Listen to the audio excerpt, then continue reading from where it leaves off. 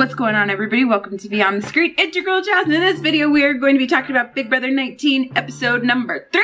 Now, we kind of got a lot to cover, so let's see if I can not make this video crazy long. Now, after nominations, Paul's diary room was absolutely right. I feel like you guys are a bunch of idiots.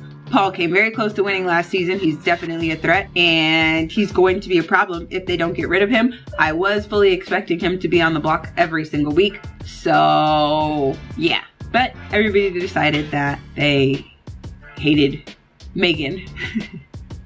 But we'll get to that. Josh hugging Megan after nominations and telling her she's a good girl and she's great and everything was the fakest thing I've ever seen in my life. I don't understand him at all. He irritates my soul, and I still want him to go far away. I feel like at least he admits he's crazy to like his little lines, like, I'm going crazy in this house and da da da da da da da da. Like, all right, at least you admit it, but you're still whack. I don't have any sympathy for you. Like, I miss my mommy. Like, whatever. Like, Mark's point to him was completely valid. Like, his pep talk, like, hashtag but nothing. Like, that was a fantastic point. Like, yeah, you miss your family and everything, but when this is all over, you get to go home to your family. My parents are gone. Josh would be like, but? What? But? No, there's no but. Conversation over. My parents are dead. Your parents are alive. This is a game. You're here for a short amount of time. You're gonna see them again. Stop crying. Boss up. And move on. Like, I don't know. He's lame. I don't like him. Definitely like Mark even more, but I don't know, that slop looks nasty. It looks like throw up, and I don't know how they do it. I'd be hungry for a week. I'd be doing like I'd be drinking as much water as I can and trying to survive, because I couldn't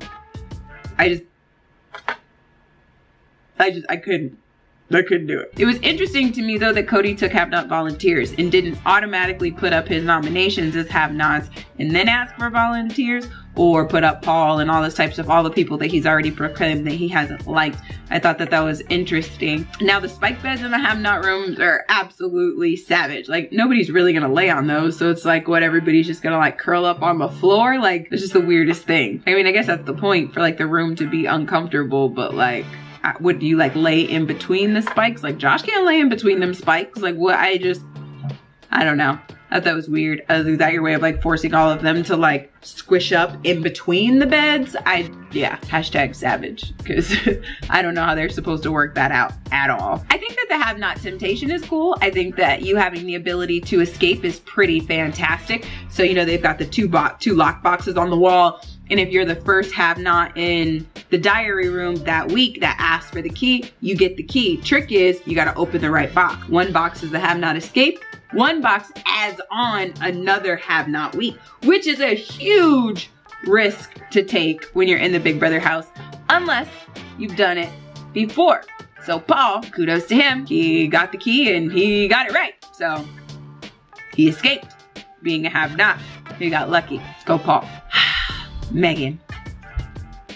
Now, you guys are like, that's your girl. Now, I was rooting for Megan, but I mean, she blew it. She blew up her own spot. Now, when you're already in a place where people are making accusations about you if they're not true, you know, then you lay low and you do your best to prove everybody wrong. Now, I'm sure she genuinely thought that Jessica called Alex Panda. She did make her pow pow comment in a low tone, so it low-key sounded like it was meant to be derogatory or like an insult and not just a nickname. So she probably took that and ran with it, and then to think, you know, that it's racist. She called her Panda and all this types of stuff. But even still, I feel like it was a bit much to kind of go over there and be like, hey, like, she said this about you, and don't you think that's kind of racist? And just to kind of create this whole situation, I think wasn't very smart. It didn't become a huge conversation. Nobody else reacted to it. So it kind of, maybe it's like, I don't know. Am I sure I heard that right? But even still, to run over there and say something right away and cause problems and everything, and to go the extra mile to call her racist and everything, I feel like in 2017 is a very big deal. In past seasons, they've had issues where people have lost their job over actually being very racist and terrible on this show. They got out and their whole lives were destroyed. So when you're on national television, that's a big deal. It's a very serious thing to say. Now, what was interesting to me though was once everything hit the fan, it wasn't, I didn't call you Panda, I called you Pow Pow. It was, I didn't say that. I said I wasn't gonna go over there because you were over there. So then, now instead of making it seem like Megan was running her mouth, it makes it look like Megan created an entire lie of a statement, which is very, very irritating, I'm sure, for Alex, because it looks like, okay, so you just came over and just made up something to say to me, when that's not the case. She just heard what she called her wrong. Now, when the whole house was asked if anybody had heard her call her that and nobody said anything, I was like, oh man, all y'all just don't like Megan. Because I feel like that would have softened the blow a little bit and it wouldn't have been as dramatic as it was if it was like, no, I didn't say that, I said this. So before you call me racist, you know, make sure you have your facts straight. If you're gonna quote me right. But it was just, nah, that didn't happen at all. So I don't know, kind of sucks. I was concerned for Megan. I was like, no way they're gonna show her like hurt herself like on TV or anything like that.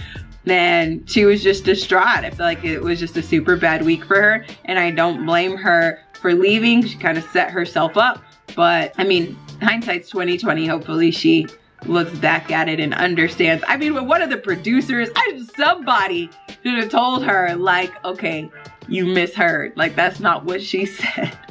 And I think it would have changed things because then she could have apologized and everything, but everybody just like let her crash and burn. And I was like, ah, dang, poor Megan. Toodles.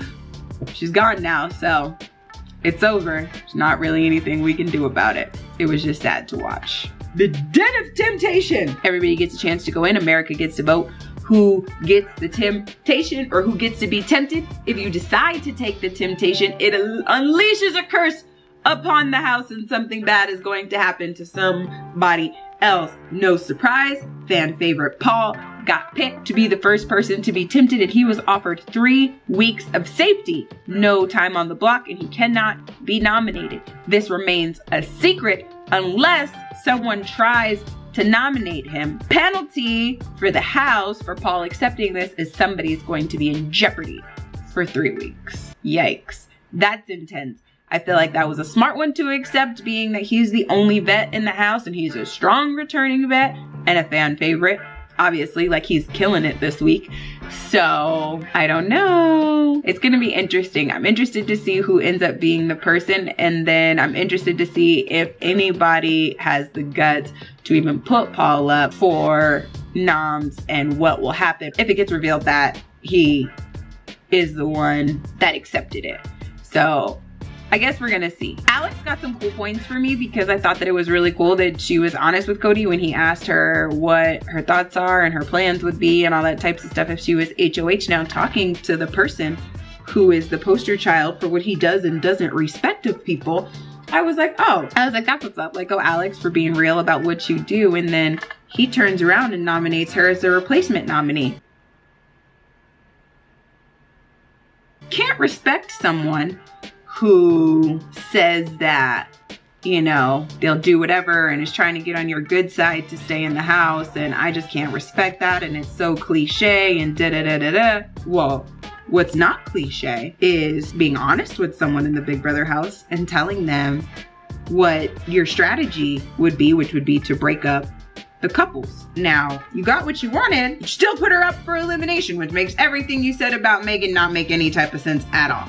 So, I don't know. I don't like Cody. He's inconsistent. You guys are like, well, of course he's gonna put her up because she said that she'd put him up for a nomination, which is fine. I understand that completely. Where you lose me is he's specifically spent the whole 5 days in the house talking about what he does and doesn't respect out of a Big Brother player. So you're gonna penalize her for being the player that you think she should be? I don't know, it just doesn't make any sense. I just don't like him. Like, he gets on my nerves. I don't like him. I think he's rude and he's lame. I mean, he had like his nice speech and was like, oh, you're competitive and we can fight for it. And I wanted to give you, I respected you enough to give you the opportunity to have POV. And I don't know, it's all fine and good, whatever. I just don't like him. That's it. Like, there's nothing to argue with me about. Like, I I don't like him. There's no changing my mind. I don't like him. I don't like him, and I want to see him go, period, the end. No. I know some of you guys like him, and I get it. If you like respect his honesty or whatever the case, I just don't feel like he has to be such a jerk about it, and I just don't like rude people. I don't know. I guess we're gonna see. My question for you guys is, I wanna know if you guys think Paul's spot's gonna get blown up and if he's gonna get nominated, which would unleash the fact that he accepted the temptation. I don't. I low-key think that he'll get through it scot-free, but I wanna know what you guys think. I'm having so much fun talking with you guys about this. This is definitely the type of show that people just like take serious and really pay attention to and have like solid opinions on. So I'm having so much fun. It's so interesting to hear, you know, who you guys are rooting for and why and all that types of stuff. So please keep it coming. Even if you disagree with me, like I wanna know, I'm having so much fun talking to you guys about it. I wanna know what you guys thought about this episode. If you enjoyed this video, smack that like button. If you want to see more videos from me, go ahead and hit that subscribe button. As always, I love and appreciate each and every one of you. Until next time, God first, God bless.